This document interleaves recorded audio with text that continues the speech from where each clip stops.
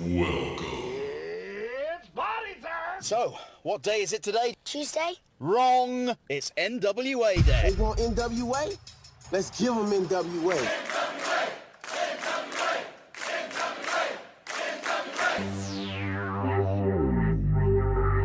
I was thinking that it might be a good idea if you and I formed an alliance. Let's get ready to rumble! Attention, everyone. Welcome to the greatest wrestling program in the world. Ladies and gentlemen, can I please have your attention? Stop what you're doing and listen. Okay, let's party. It's the pre-party with J. Cal. What is up, everybody? Wait, why am I so small? Oh, there we go. Wait, nope. Hey, hold on. What's going on here? Let's go. Where am I? Okay. Hey, there we are. What's up, everybody? Welcome to the pre-party presentation of Alliance-Wrestling.com, your number one source for news and information for the National Wrestling Alliance. My name's J. Cal, and we're doing stuff differently today. I hope you guys are having a good day. I'm having a pretty good day.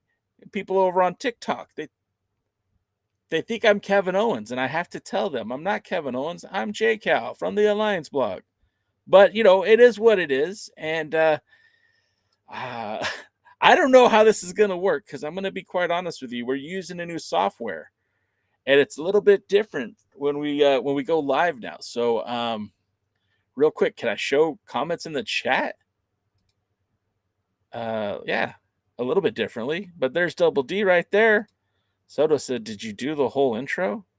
No, I did it because we're missing clips. We got to redo the whole thing, Soto. I uploaded some of the stuff that I thought I needed, and I didn't upload everything I needed. So it is kind of it's going to be more of a bare bones kind of show. But if you're watching on TikTok, you're only going to see your boy Jay.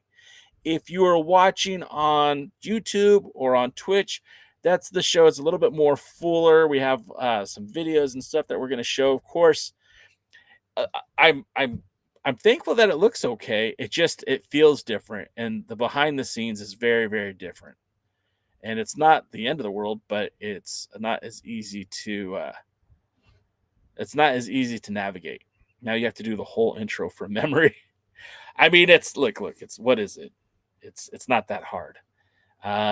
Welcome to the pre-party, a presentation of Alliance-Wrestling.com, your number one source for news and information for the National Wrestling Alliance. So the NWA, we did a lot of talking about the NWA this week. We did a lot of talking, well, I guess last week, but there's still a lot to talk about. Of course, we are in week 6 of the Crockett Cup series, the 2025 Crockett Cup, which was filmed back in late May of 2025, has finally made its way to the Roku app where you could watch the NWA. You can watch the NWA right now if you want to. I'm looking into your wrestling souls. Mia, I'm staring directly into your wrestling souls. I'm still getting called Kevin Owens on TikTok. I don't know if I like that or dislike it. But I'm happy to be here with my folks, my friends in the chat. Of course, we've got Double D in the chat. Double D says, boo, her dad stinks. Jay, you're a ham sandwich. Boom, boom, boom. NWA Alliance Blog Podcast. Woo, woo, woo. Ring, ring, ring. Sirens. Yay. My dad's a bum. My kid's dad's a bum. Mia, his name is Devin Dowling. The D and the D, I promise it's very innocent. It's very innocent. Hey, J. Cal, if they do another Yogi Bear cartoon, Cyrus can be the voice of the picnic table. What, Willie? There is some very much disdain of the wrestler known as Tyrus. For WWE fans, you might remember him as the Funkasaurus. We do have the action figure. supporting a local store in Philly that is now no longer with us. But yes, this is Tyrus. He is formerly an NWA World Champion. Now he's currently a Fox News host.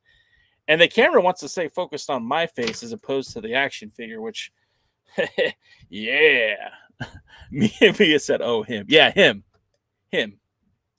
Oh, Fox. Yeah, Fox. What the Fox? What does the Fox say? I feel like I might be a little bit too wired for tonight. Double T says, your boy loves some Double T's. That's why it's my nickname. Oh, Schnikey. Well, we had a good run, group. We had a good run. AAA, your dad watches them on Fox News. I mean, it's all right. Like, look, all right, Mia. I like where this conversation's going. It's getting a little warm in the office, though. I'll tell you that much. Yeah, there we go. I just see there as a face. I think they are just teasing us about AJ. Yeah, I mean, like, look, I'm going to be talking more about the NWA, but real quick, because I know a lot of you guys are excited about the potential of AJ Lee coming back. I'll say this, and then I'll get into my NWA topics for today. But I really do feel like that AJ Lee coming back to the WWE would be huge business. Not only do you have AJ Lee, who, let's be honest, she idolized Lita getting into the business. Her return to the ring at this point to kind of protect her man makes sense. You've got Becky and her hot husband, Seth Rollins, the World Heavyweight Champion, and all of that's going on. And you've got, CM Punk who hates Seth, and Seth hates, it's a thing, man. It's all a thing. And CM Punk definitely needs backup because he's not going to put his hands on Becky Lynch. And he actually thinks very highly of Becky Lynch, which is kind of funny because she was, basically, slapping the crap out of him. I think the obvious answer is AJ Lee, but the WWE never does the obvious. And if he needs a partner, they're in Chicago. Everything makes sense that it's going to be pointing to AJ Lee, but it'll probably be somebody like Bayley. Not that I have a problem with Bayley. Not that I have any issue with Bayley at all. In fact, I like Bayley quite a bit. I feel like she's way underutilized on the roster. But, she has a past with Becky, and I think that would play into it. But I also just don't feel like they're going to give us AJ Lee. Now, I could be wrong. I've been wrong before, and I don't mind being wrong again. And if AJ Lee does show up in Chicago with that SmackDown crowd, I feel like the crowd will go crazy for it, and it'll be big business for WrestlePalooza. A lot of people will want to see AJ Lee's in-ring return. So if that's what's going to happen, I think it's all laid out to make money. But I don't ever trust the WWE to do what makes the most sense. And Double D say, you think Seth's hot, Jay? I can't win. Those aren't my words, D. Those are Becky's words. Hey, Ben, what's going on? And on YouTube, what's up, Ben? Thanks for hanging out. Appreciate you being here. Let's see. Patrick Moore said, was talking on the Discord. Oop, there we go. Sorry, guys. The new setup is a little bit different, so I apologize. I am trying to get comfortable with it. We were using StreamYard. We will be ending our relationship with StreamYard next week because they raised the prices. And, well, it's out of my price range. Patrick Moore said, hey, I was talking on the Discord, and I guess Robert Trowbridge wasn't popular as NWA head. What did he do? It just depends on who you're asking. I know my friend, the big Chris dog, Chris Drummond, wasn't a fan of Robert Trowbridge for a lot of things. But what I liked about Robert Trowbridge, is when he took over for the NWA. When he took over for the NWA, Robert Trowbridge was the attorney for the National Wrestling Alliance. He was the attorney during the time that WCW was still part of the NWA. And he was the perfect guy to be the director of the National Wrestling Alliance, the board of directors, VP, or whatever his title was. I can't remember it at the time. He was the perfect guy because he didn't have a stake in what was happening. He wasn't involved with promoting shows. And that's how Bob Trowbridge was for the most part of his time with the NWA. Is he wasn't running the events. He was simply, the director, the executive director of the NWA. This afforded promotions like Dave Marquez's NWA, the NWA Pro Wrestling on the West Coast, NWA Southwest, Ken Taylor in Texas and Oklahoma, Joe Price in Florida, Jim Miller in Pennsylvania, Fred Rubenstein in New Jersey, Mike Porter in Tennessee. Like, it just gave these guys an opportunity to run events. And when it came time to make decisions, the board there was always infighting. And that's one of the things that Dave Marquez said. The best thing that that Bruce Tharpe did under the NWA is to solidify it into one ownership group instead of it being a co-op. Because up until Bruce Tharpe, the NWA was a co-op. Everyone who owned a promotion was a member, and they all had voting outfits and all that good stuff. So anyways, long story short, I always felt like Bob Trowbridge represented the NWA very well. Bill Behrens did his thing in Atlanta. Dave did his thing in Los Angeles. There was the promotions touring. I always felt like Bob Trowbridge put the NWA over as best he could. When they split from TNA, a lot of people were upset with that, including some of the members. But at the time, you got to understand, the NWA World's Heavyweight title was being decided by the TNA board of directors. It was the TNA management decision. So when they put the belt on Sting, none of the NWA members could afford to book Sting. His asking price was out of the realm of possibility. So you had this licensing agreement with TNA where they were controlling your world and tag titles. And the NWA was still existing, but they didn't have access to their champions. So to me, it makes perfect sense why you'd want to take the titles out of TNA. They didn't want to play ball with the little indie promoters who made up the National Wrestling Alliance, so they didn't. They put the belt like Christian Cage did a few shows as world champion on the NWA territories, but for the most part, he was a TNA guy, and the other promotions couldn't afford him. So when the NWA split from TNA, that was a big argument for a lot of people, that they felt like that sabotaged the NWA. I honestly felt that gave them a lot more freedom. And once that happened, you saw, TV out here in Hollywood featuring the NWA World's Heavyweight Championship, TV out in New Jersey featuring the world champions. There was, NWA Smoky Mountain featuring the world champions. And then, of course, back then, Dave Marquez and those promoters, they brought in for their world champions. It was Adam Pearce. It was Brent Albright, back to Adam Pearce, to Colt Cabana. No, excuse me. Back to Blue Demon, back to Pearce, to Colt Cabana, to the Sheik, to Adam Pearce, to Colt Cabana, to Adam Pearce. Actually, no, Adam didn't. Adam lost the title. So Adam was a 5-time champion. So sorry if I'm bouncing around a little bit. Then they stripped both Adam and Colt of the title when ownership changed, and then they made Cahagas, the Tokyo Monster, the new NWA World Champion. So people don't like Bob Trowbridge because he was responsible for taking the NWA out of TNA wrestling. But, that was kind of a necessary evil. Noob, what's up, man? Hope you're doing well. Thanks for being here. Do you think AJ can still cut a promo? I don't think you lose the ability to cut a promo. And if we're talking AJ Lee, her husband's one of the best promo guys in the business, so I don't think that'll be an issue. Now, Ben's asking the real question is, how do you feel about Silas Mason winning?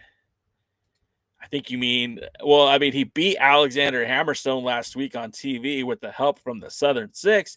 But, look, we have to look at, Silas Mason is the future of this company. And I've been saying that for a few years now. And he's got this innate ability to turn it on at any time, any place, anywhere. And if he stays injury free and doesn't get himself in any trouble, I could see him being the face of the NWA going forward. First and foremost, the guy's built like a brick house. He's huge. He's not built like Hammerstone, but he is big. And if you guys remember Bam Bam Terry Gordy from the Fabulous Freebirds, Silas Mason is the modern day version of it. In fact, Silas Mason actually played the role of Bam Bam Terry Gordy in the Iron Claw movie. I really feel like he is he's got the look, he's got the ability, he could be a shooter if he needs to. He's a powerhouse, he can wrestle, he's got jiu-jitsu, he has a jiu-jitsu background. All of that to say he cuts a mean promo. He is the future of the NWA, so I'm good for that.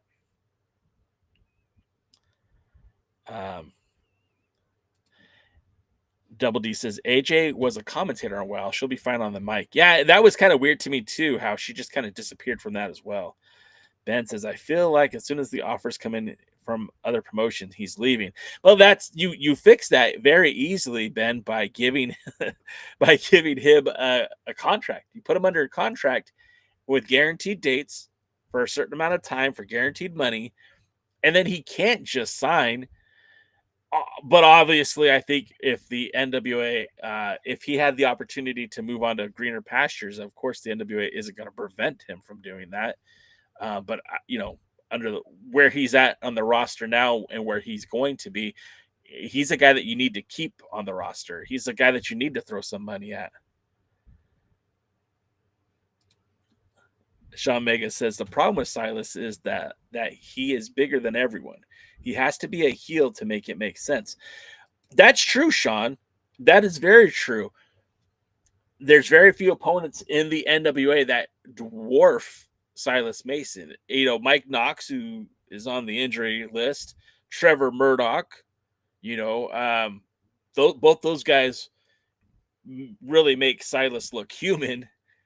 But then when you add to the equation, guys like there's Kratos, there is Odinson, there's Talos, there's PB Smooth. There's enough guys on the roster that I feel like we could be okay with that. Like it's not going to be the end of the world.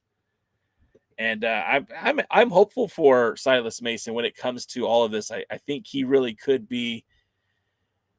Like I said, I think he can be the future. And if he is a heel, so be it. I'm good with him being a heel. I don't need him to be a baby face. And that's the thing. Becoming champion, when Trevor Murdoch became champion, he was already a baby face. When Matt Cardona became champion, he was still kind of Matt Cardona. When Tyrus became champion, he was still kind of Tyrus. He didn't really change his look or anything. Where was I going? The comments are throwing me off. Then we got to EC3. When he became world champion, he went from being a heel to a baby face. And it wasn't until he lost the title that he became a heel again. And Tom Latimer had been kind of bouncing back and forth between a heel and a baby face. Once he became world champion, baby face.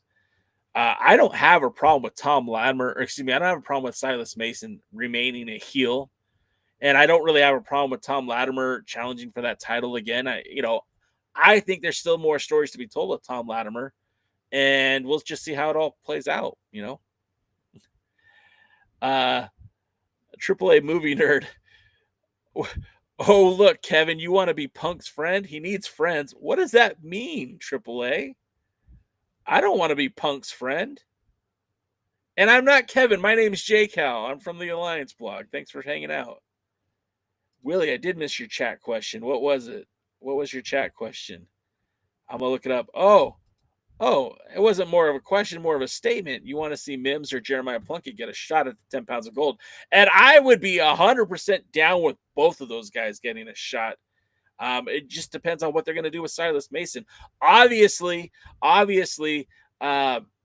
Jeremiah Plunkett is still your NWA Mid-American champion. We just need to see more of JP on TV, period.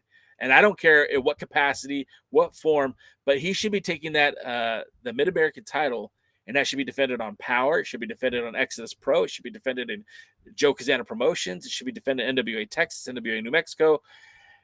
The fact that he isn't busy and booked every single weekend is a crime. It's a sham.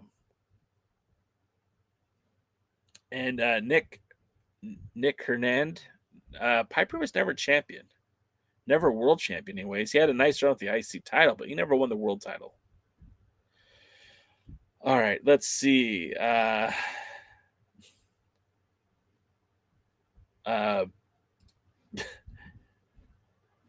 Ricky Steamboat and Dusty Rhodes were former NWA World Heavyweight Champions. They were fan favorites.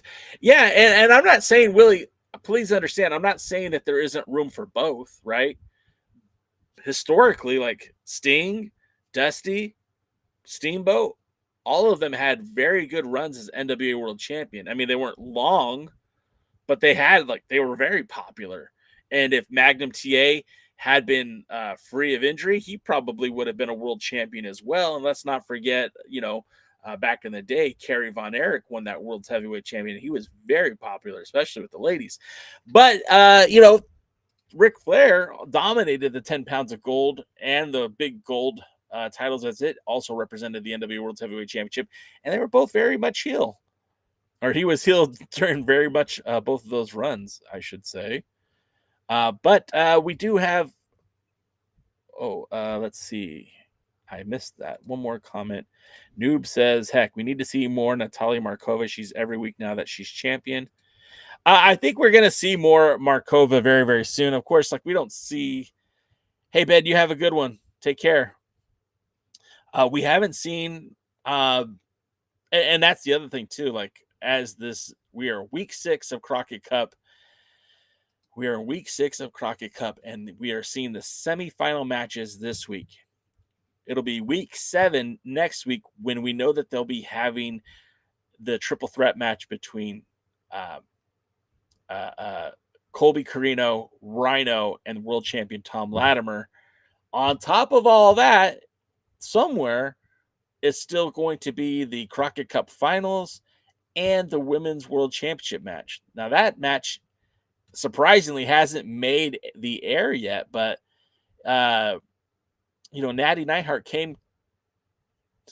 Thanks for the follow. Natty Neidhart came to the NWA to challenge Kenzie Page for the Women's World Championship. Over here, we call that the Burke. And that match is super incredible. I was there and I saw it live. And I think it's a shame that the NWA, number one, hasn't put it on TV yet. Number two, I don't know that they're going to put it on TV, right? Because next week is the world title match. And that'll be week 7 of the Crockett Cup. There's 3 more matches they haven't aired. The world title match, the women's world title match, and the Crockett Cup finals. If they're not going to have that women's world title match on television, then they could just show the finals of the Crockett Cup and the world title match, and then they're in Tampa for TV. So it's kind of interesting to see what's going to happen, and I just don't know where they're going to go going forward. But I'm that's why we're here. We're going to see what's going to happen. Sean says, I hope Markova has a short reign and Kylie wins the title back. I don't know. Some guy posted the Natty versus Kenzie match. That guy must be really nice and very generous to share that match with you. And I think if you haven't watched it yet, you should definitely check it out. Willie says Natalia Markova should have a long title reign like Camille. I don't know. I don't think I want Markova to have a long title run like Camille. I want Camille to be special. I don't want anyone to catch Camille's reign as women's world champion. It's Big Mike says you should take a picture with Kevin Owens one day. One day I might. But if I keep going to the gym, maybe, just maybe, I'll be bigger than Kevin. And that's not a bad thing to say either, Sean. Natty versus Kenzie should air on a simulcast on WWE and NWA YouTube pages. I mean, like, honestly, if they put that match on WWE's YouTube page, more fans would see it than if it was on the NWA YouTube page. And I'm not saying that's a horrible thing, but could you imagine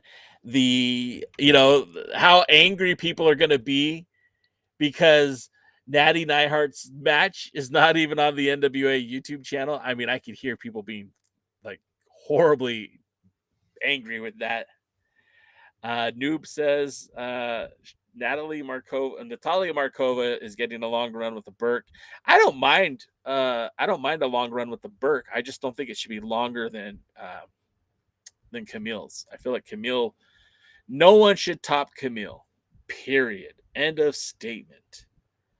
All right, now if I can stir the ship a little bit differently. Oh, hey, wait a minute. Where are my videos? Oh.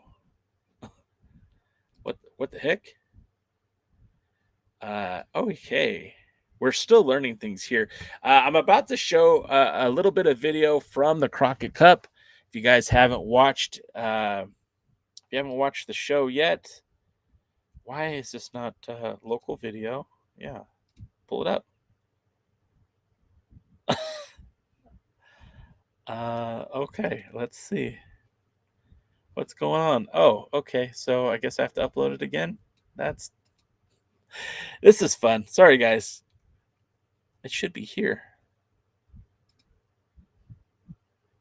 Video storage. Yes. Let's go.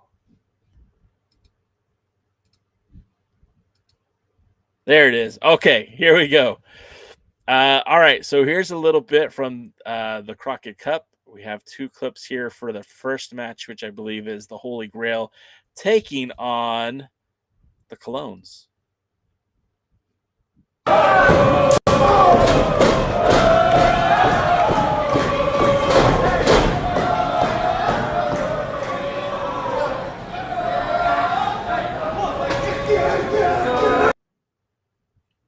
Really? That's it? That was disappointing. Let me see. Can we do something better? Oh man, that was disappointing. I thought it was a longer video. Okay, well, that's fine. We have more video. How about this one?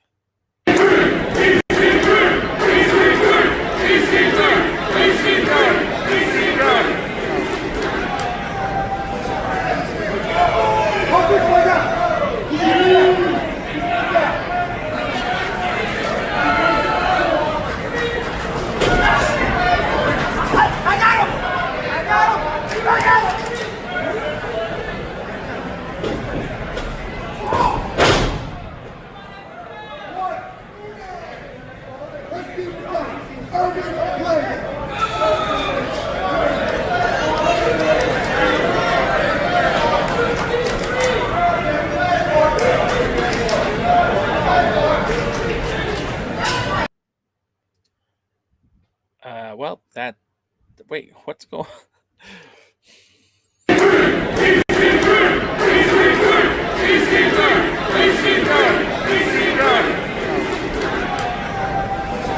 I don't know how to do this. That was embarrassing. So like the matchup itself was very interesting between, what we have is we have PB Smooth and EC3. EC3, former NWA World's Heavyweight Champion, PB Smooth, former NWA Midwest Champion, going it together as a Team Exodus Pro, or also known as the Holy Grail with Pastor CeeLo. And the crowd kind of got behind them in the Crockett Cup, and I really feel like that was a very interesting way to put EC3 in a matchup that kind of takes him away from the world title picture. And I'm not saying that he necessarily needs to be the world's heavyweight champion, but that's kind of where we expect him to be at some point. We expect at some point EC3 will be back in the title picture. This is a good distraction.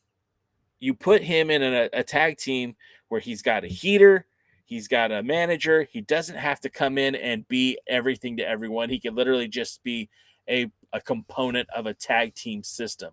And I think that's really good to help kind of give us a break from the overlord, the overman, whatever you want to call EC3, because eventually he'll be back in that title picture. And I kind of feel like this is the same formula they should have used with Nick Aldis. When Nick Aldis lost the world title, instead of force feeding him back into the world title picture, they should have let him and Doug Williams be that tag team and let them try their hand at the Crockett Cup and kind of put them out of that title picture for a while. So yeah, I feel like that's where I'm at. That's how I feel. Let's see. I want to get to more of the comments. Markova promos are awful. Ouch. And she is a much better wrestler than she is a promo. That's why maybe she'd benefit from having a manager, but who would you put as her manager? Noob says, Natalia Markova is currently 36 years old. She's not getting any younger, and she's wrestling in the independent wrestling scene for a long time. I don't know what happens if she drops the Burke. I think it's simple. Markova should be the perennial challenger for the title. She loses it, she should regain it. She loses it, she should regain it. There's no reason for any one person to dominate the women's division in the NWA. Camille was a different beast. Camille, what made Camille special, she called it from the very get-go. One time women's world champion. She made that perfectly clear. And then she held the belt for thousands of days, beating talents like Taya Valkyrie, Max the Impaler. Hell, she had to beat Thunder Rosa to get the title shot, to beat Serena Deeb, who is an AEW contracted wrestler. She beat Chelsea Green. She beat a lot of top-tier talent to get to that position. So for when she won the title, it was a big deal. When she held on to the title for so long, it was a big deal. When she lost, it was a big deal. Kenzie Page never needed to surpass Camille's record, and neither does Natalia Markova. And the thing about a women's title is that there's no reason for them to not have that belt bounce back and forth through a couple of the talents. Look, Kenzie Page is great.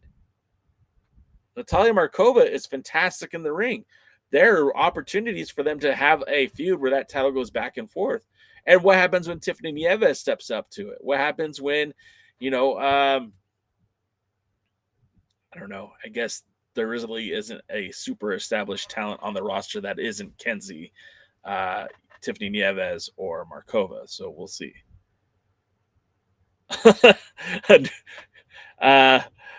Willie says Kylie Page isn't any better on her promos, Sean Mega. Noob says, that's because you don't understand Russian, Sean.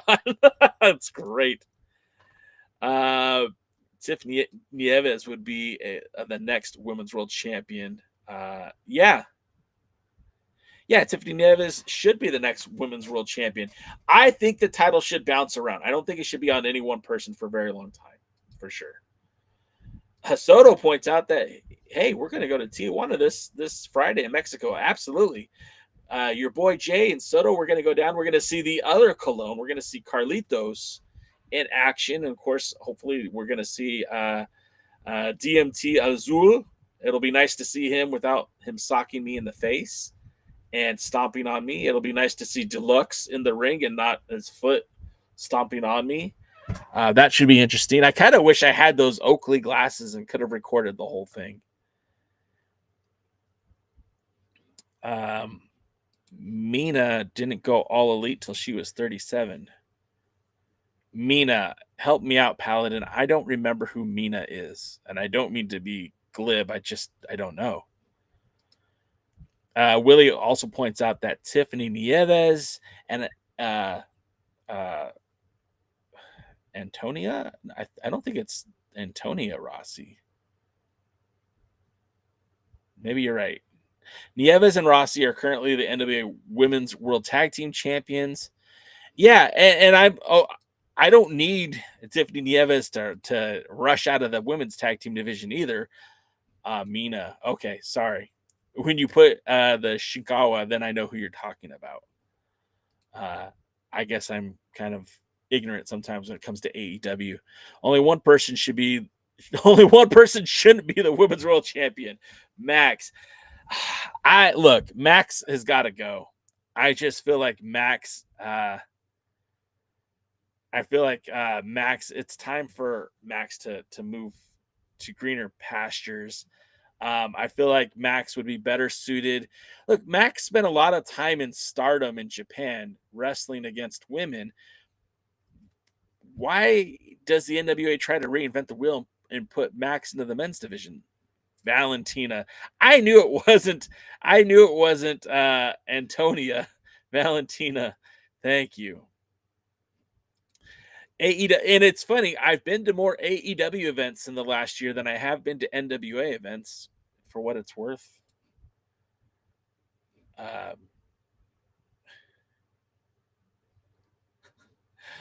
AAA, you're hilarious. You're hilarious.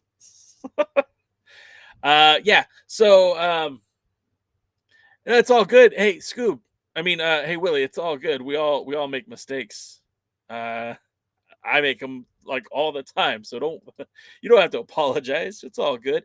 Jay, you're getting on the ring again on Friday night. I have no plans whatsoever to be anywhere near that ring. I don't need another stomping from my pal Deluxe or my pal DMT Azul. We shook hands in the back. We're straight. There is no receipt coming for those two. No receipt whatsoever.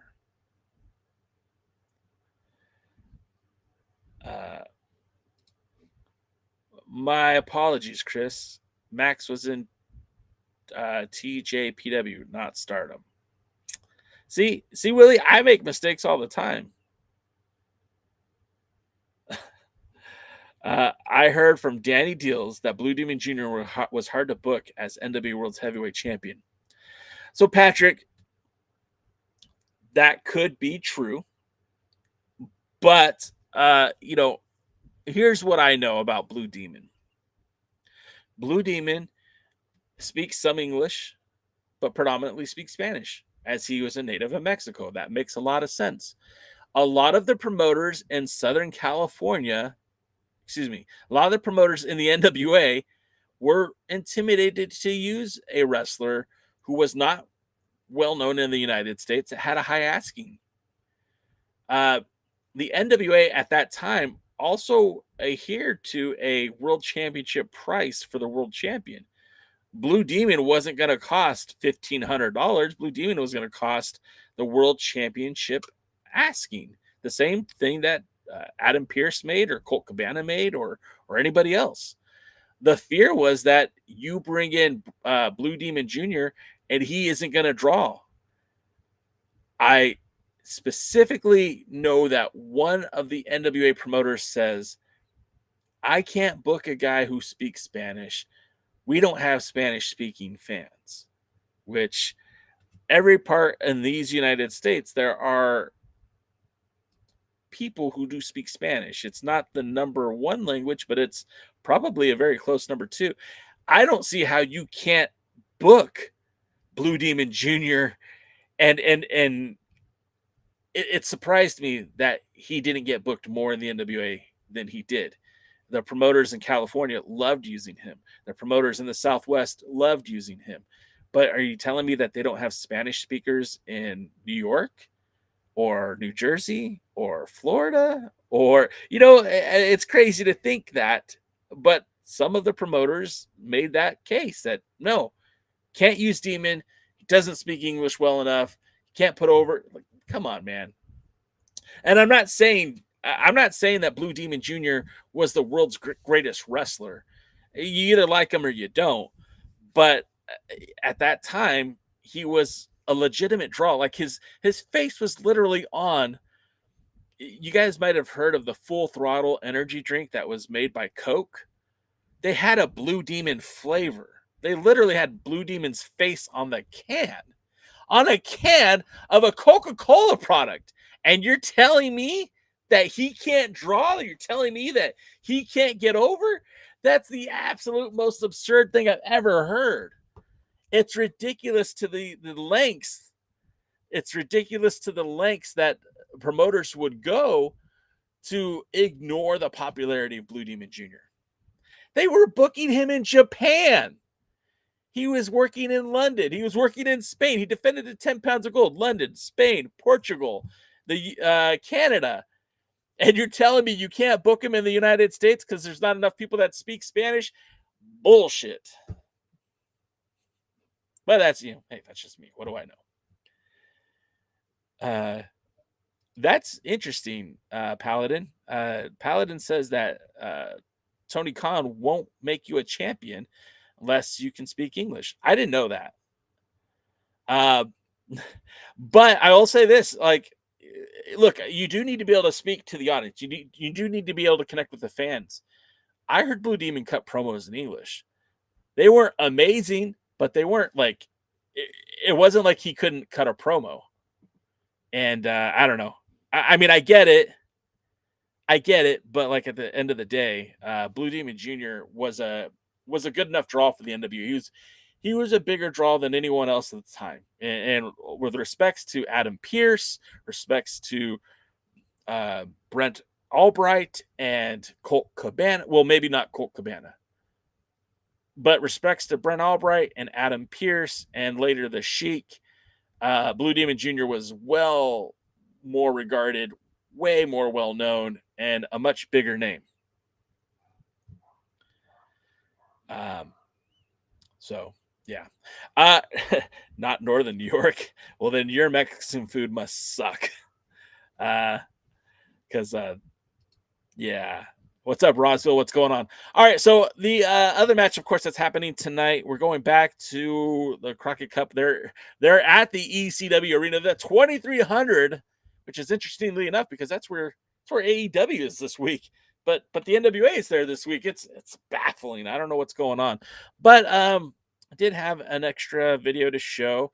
Of course, the other match this week is the Immortals taking on the team of MURKNOX, the NWA World Tag Team Champions. We call them Trevor Murdoch and Mike Knox. And if this plays correctly,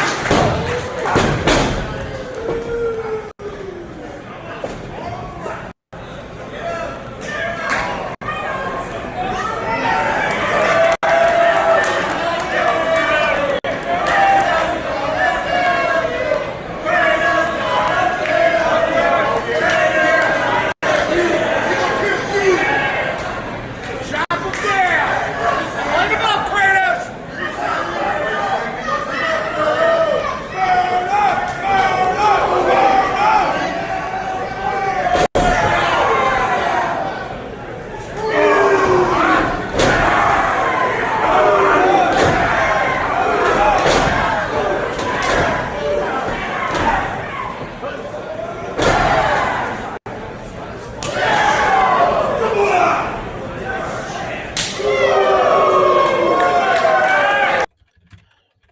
So, and that was let's see, there we go. Sorry.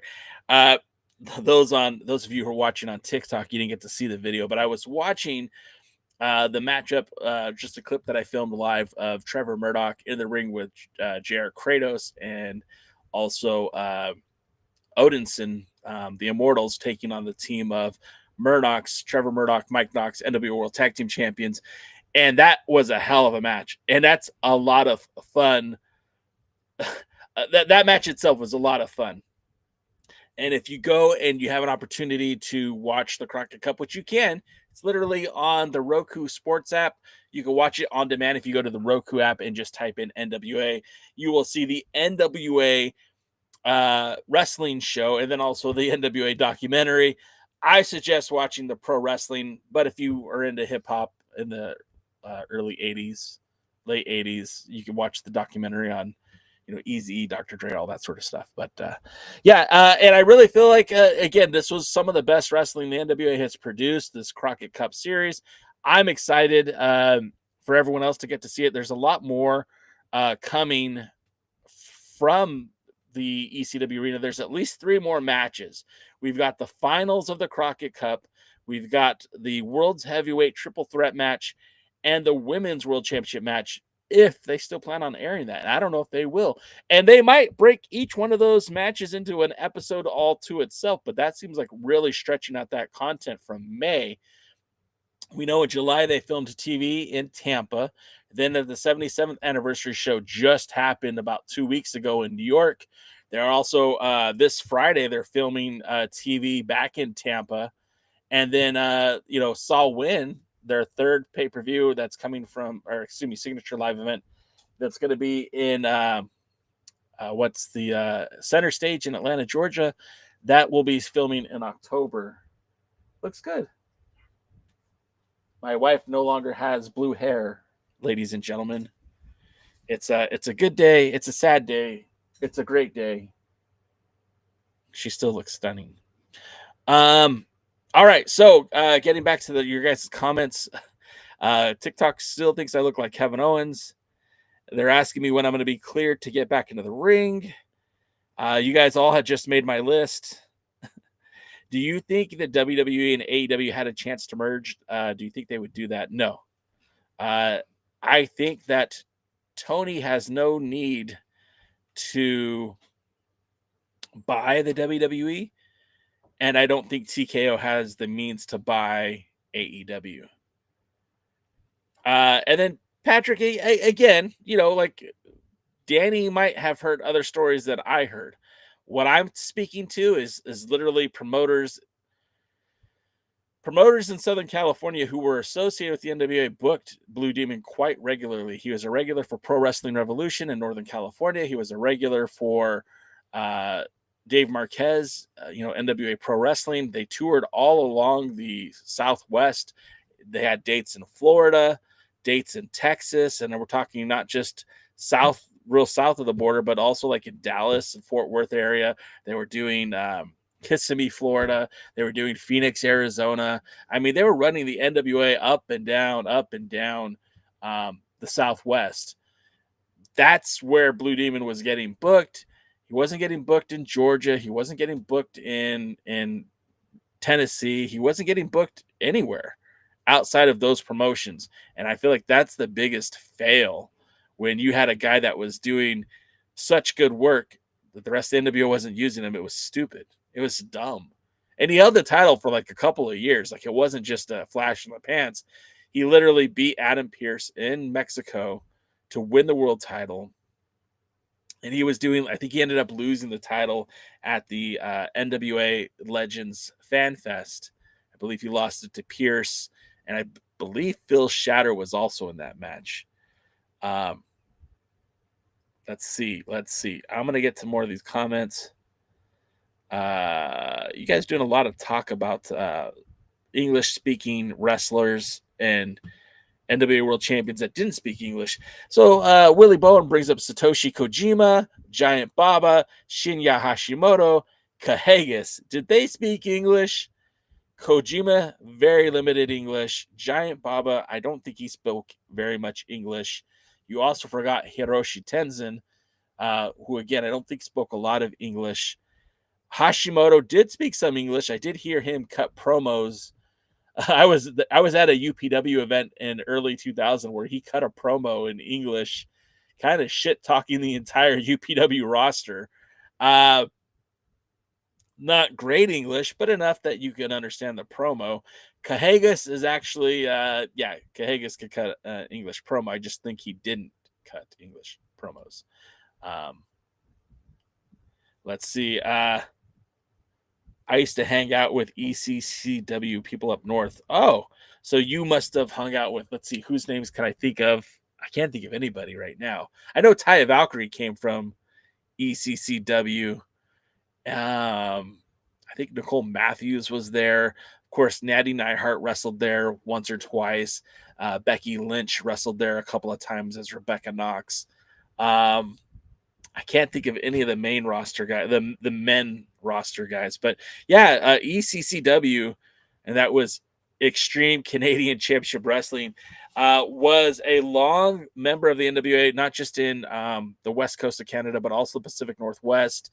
They had ran shows in like the Portland area, and I want to say Seattle too, but I could be wrong. But that was a great promotion for the time. Chris says Trevor Murdoch will be heading to Puerto Rico this month and won't win the WWC Universal Championship. I like the relationship. There's kind of this loose affiliation between the NWA and the World Wrestling Council in Puerto Rico. Now we know that the Colognes have done stuff with the NWA in the past. Right now, we have Epico and Primo working as a tag team. They were at the Crockett Cup. We know they were at the 77th anniversary show. I think they worked both sets of tapings. They worked the last set, and I think they'll work the next set of tapings. So there could be something to that. Of course, our NWA World TV champion, Brian Idol, was formerly like a WWC. What champion was that? What was he? I think he was like their TV champion in Puerto Rico. So they do have a lot of back and forth between the two. We know Tom Latimer defended the 10 pounds of gold there. I would be all about an NWA WWC working relationship. I think it would be beneficial to both companies. And going back to Cahagas, although Cahagas is an American citizen and speaks English, his character did not speak English. Always had a mouthpiece, so he never cut promos. And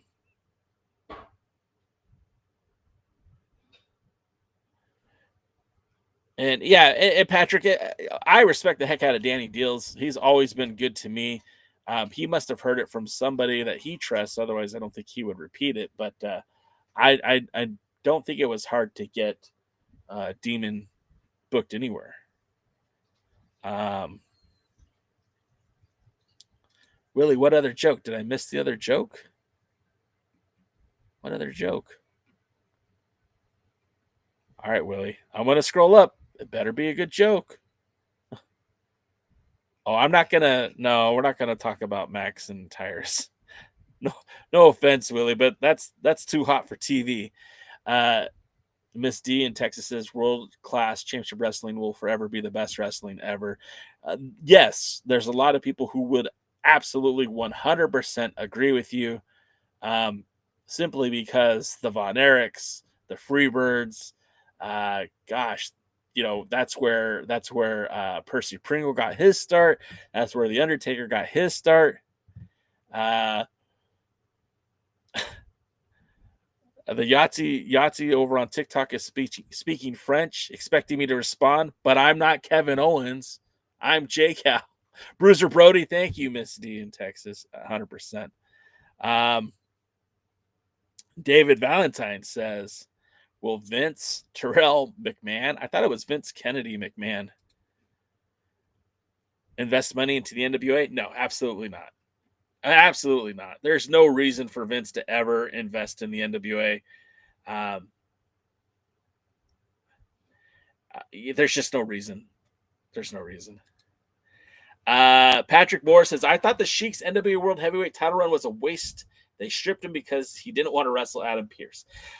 I mean, there's so much behind that. And like we could spend an entire hour just talking about that. The Sheik did a lot for the NWA when he was a member. He did a lot for the NWA as a promoter. He did a lot for the NWA as a wrestler. He was rewarded with the NWA Midwest Championship. He was the NWA North American Championship. And he always needed, in his own mind, to be World's Heavyweight Champion. But, I feel like in a lot of ways, some of the wrestlers that have really good gimmicks don't necessarily need to be world champion. At the time, the Sheik was being a modern day version of the Sheik Ed Farrat, and you didn't really need to put a belt on him for him to be over. Just like Andre the Giant never needed a title belt, just like Max the Impaler never needed a championship belt. The Sheik never needed to be world champion, to be a threat, to be a draw, to be over. And the minute it became about him getting his hands on the belt, he truly went to business for himself. He threatened me with lawsuits. He threatened everyone with lawsuits. He took the title, ran to 01 in Japan, where he had previously worked for them. They could have done a lot of good things with the Sheik and the whole. They should have never put the title on him, but they did. They could have done a lot of things that would have been very interesting to see the Sheik and Pierce, the Sheik and at the time Joey Ryan, the Sheik, and at the time Claudio Castagnoli. They could have done so many different things with the Sheik, and ultimately they just failed to do anything with him at all. So, yeah, Michelle Starr was there in ECCW. There was a lot of guys. There's a guy whose name I can't think of right at the moment, but yeah, there was a lot of talent in that WCCW or ECCW back in the day. Paladin says Taya is one of my faves. WWE fired her for being too old.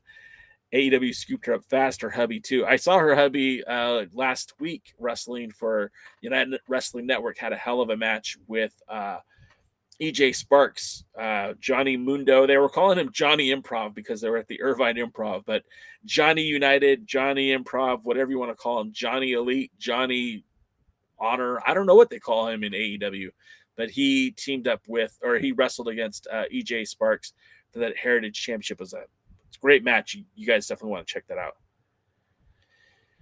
Rosville, if you would have trained back in the day, like we would have all known you by now. You would have been a made guy because that was one of the top promotions back in the day. You would have probably seen Steve Corino defending the World's Heavyweight Championship. Him and Sabu had a bloody contest out there for the World's Heavyweight title.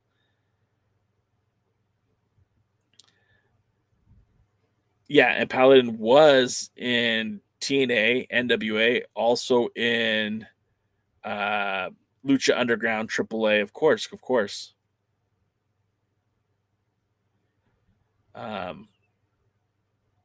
Let's see. Did the NWA have a Georgia affiliate at the time? Yeah, they did. Their Georgia affiliate at the time was NWA Wildfire, later NWA Anarchy, and then they've had a few territories as well. Underrated Greatness said, "Oh my God, it's Kevin Steen." And then Chris Shoemaker and Mia and Miss D Texas are all talking about World Class. Yeah, Tully, Gino. I mean, there was a lot of great talents in World Class. I mean, that's not that he was a world class talent, but Dingo Warrior, the talent who would become the Ultimate Warrior, came from there too. Edge, I think, came from ECW. No, I don't think so. Maybe he possibly did, but see, so ECCW was on the west coast of Canada, so we're talking like Calgary and I don't think Winnipeg. I don't think they got in that area. I think it was mostly like Calgary, and or I guess Alberta, I should say Alberta, Canada, and like Portland. I said Portland. And like Washington and Oregon. I don't think they got to the East Coast, and I think that's where Edge is from. I think he was from like Winnipeg. Paladin, like we could discuss the whole Joey Ryan thing, but not here. Too hot for TV. Johnny TV is his current name. All right, that works. Rosville, I'm kind of curious as to what's going on there, so I'm interested about that. Paladin says, "You do know, Jay, that Vince was firing women who were in their late 30s for a minute there. Taya was one of them." Yeah, no, I absolutely know that. And it was dumb. It still is dumb. Like, I don't think that women lose their value after the age of 30. There's still a lot there. There's a lot to go with. I think it's crazy to think that, and it's the way, it's not just the women, like, they also do put a timeline on male talent. Like after the age of 35, you're too old to get into the WWE system. That's crazy to me. You guys remember a little wrestler by the name of Diamond Dallas Page? He didn't hit his prime until he was 45. He was a world champion, like 47 years old. I'm 47. DDP became world champion at my age. And I'm not saying I'm ready to go be a pro wrestler, but I'm saying, like, come on, man. DDP was one of the best WCW world champions of his time. It's crazy. David Valentine says WCCW was one of my all-time favorite promotions. It was a very fun promotion, and it was wildly popular. Like they literally they had so many people watching that program. Like it was bootlegged in like Israel. Like people were watching World Class in Israel. It's wild. You keep saying Vince Terrell McMahon. I don't think his middle name is Terrell, or maybe we're thinking of a different Vince. Are you trolling me? Because yeah, I think Vince is older than 66 too. I think I'm getting trolled. David, you're good at that, but you got me on this one. Patrick, okay, you could be right on that. I guess I maybe misremembered that, but I do know that Percy Pringle was very important to the Southwest area, and I do know that he had a lot of time in World Class and his Pringle dynasty. So maybe you're right. Maybe I'm wrong.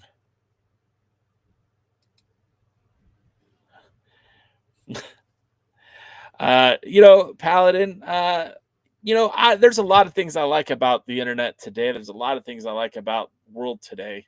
The music was definitely better in the 90s. I will say that. But, I don't even have the close to the show anymore. Oh, we're going to have to change that too. Anyways, guys, I do appreciate you hanging out with me again. It is the top of the hour. It's actually past. So it's time to say goodbye here on our streaming channels, YouTube and Twitch. So I want to say thank you guys for hanging out with me on this day. And we will see you. I don't even have a close for this. What am I going to do? All right. We'll see you at the matches. Good night now. Thank you for tuning in to the Alliance. This has been a presentation of alliance-wrestling.com.